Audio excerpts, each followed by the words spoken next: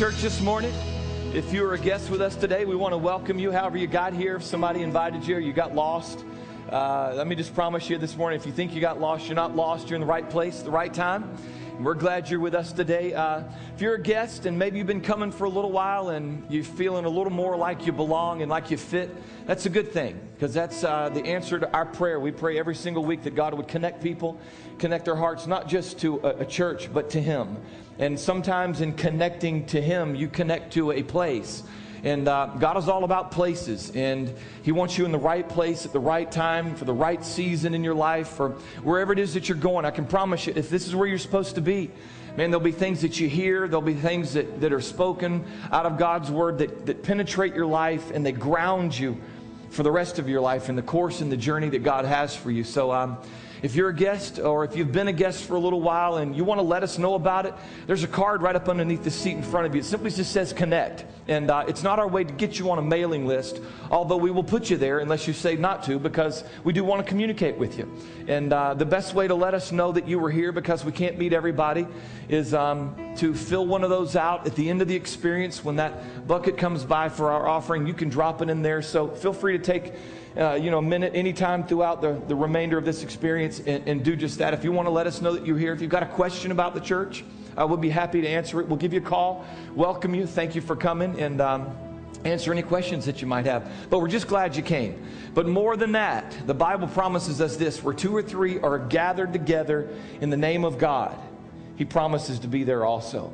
So, people think about from time to time, what would it have been like to live when Jesus walked on the earth? Well, can I tell you that God is present this morning, right here today? You don't have to wonder what it would be like. And I know that can sound kind of strange to some people, but it's just a fact. It's a reality that when you're around some people who know Him, that God lives on the inside of them, the very presence of God is right there. So He's here this morning. So whether you're a guest or this is your home church, whatever it is that you need this morning, if it's peace, if it's direction, man, God has promised to be the answer to whatever it is that you need, if you'll just seek Him and make Him first. So we're glad you came today, and glad you're here. I know we got a lot of folks on vacation. My entire family is out today. I sent my daughter off yesterday, where my wife already was at. There was a wedding. They were at the beach for a day. Then today, actually, my father-in-law, my wife's dad, is retiring reluctantly from pastoring. I think he's been doing it almost 60 years. And his wife had to finally tell him, you know what, it's time to end this season.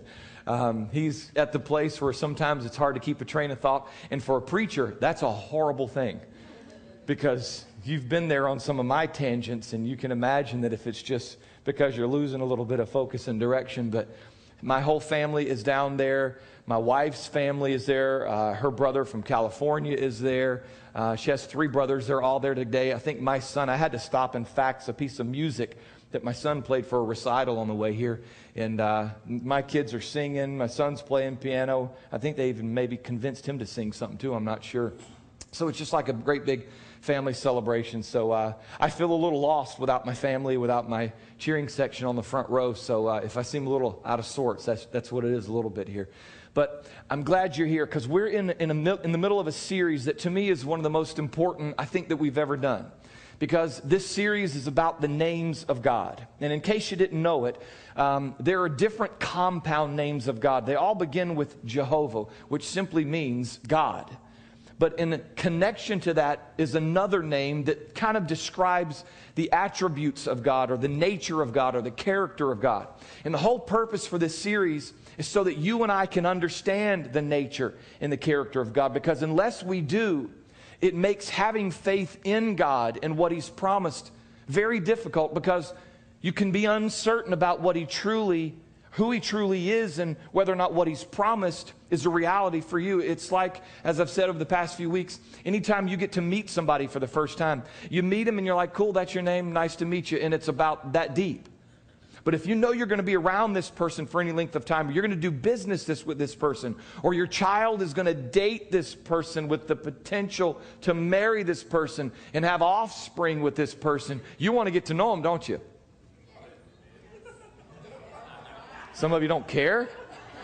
Trust me, my oldest is experimenting along these lines right now. She's brought a boy around. I want to get to know this boy. My family's constantly like, you should be spending more time with him. I'm watching. Just because I'm not engaged verbally doesn't mean I'm not present, because I am watching and I'm listening. Because we want to know the people that are around us. We want to know the people that we're in a relationship with, because if they're a cheat and a lie, we want to know it. Because we're not going to subject ourselves to that. If they're honest and if they're people of integrity and they've got character, we want to know that, because then we'll enter into a deeper relationship with them. And the same is true with God. You need to know who He is, so that what He's promised can become a reality in your life, because you're certain about His character and His nature. And that's what these names describe to us. They describe His character. They describe His nature, so that you and I can have greater faith in what His Word has promised to us. So today we're going to look at another name. This one is unusual, and it really took me forever to confirm. Even though I had seen that the name was what it was, it's oftentimes difficult when you're looking in the Hebrew and the Greek to translate that into English and make it something that we all understand. And because this is one you've probably not heard of, the concept you'll be familiar with, but the name is a little different. And today's name is this, Jehovah Sali. And it's spelled in English, S-E-L with an, what is that? An apostrophe and an I. Jehovah Sali. And it simply means, that word Sali means rock. It means, this name, the Lord, my rock. And the reason that I think this is an important name and a part of God's character and His nature that we need to understand, it's because in life, you and I place our trust and our confidence in things oftentimes that aren't very reliable. Yesterday, when my daughter was leaving to go on this trip, I'm just a fanatic about preparation and being sure that everything's in order and that everything's taken care of. And before my wife left, I'm checking the oil, I'm checking the windshield wiper fluid. We've got a car that's got about a crack about that long in the windshield, and they don't make this windshield yet. We traded in her umpteen thousand-mile car for another car, and it's a minivan. People are accusing us of going backwards, and I'm like, it's a vehicle. It's 4 wheels in a big, cargo area for all the people in my life. And they don't make this windshield yet. So I'm, constantly, tapping, making sure the thing's not going to split the rest of the way, telling her, listen, if it's really, really hot and you see some rain clouds, duck, because if it gets cold really fast, it's going to, expand longer, because I'm all about preparation. So yesterday this week before my daughter left, I found out, in just checking things, she had a nail in wires, got that fixed, made sure the oil got changed, made sure she had the address, made sure she knew where she was going, had MapQuest done. Do I seem crazy? It's a girl. She's 19, and she's going to be driving in a car by herself, so I'm checking everything about the car, and I even go so far as to clean it. Just wanting to be sure that everything around her is reliable and trustworthy and safe. And, you can work yourself to a frenzy trying to make sure in your own ability that everything around you can put your confidence in, that it's reliable and trustworthy. But you know what I finally realized as she was going, okay, Dad, I got everything. It's only a car. And I can't make certain that every single operating piece of machinery in that car is going to function like it's supposed to every second that she's in it. I can do my best at being sure that I've done my part, but ultimately my confidence can't be in a piece of metal or the computer's instructions. How many of you ever followed those and they took you someplace you didn't want to go? Yeah, thank you.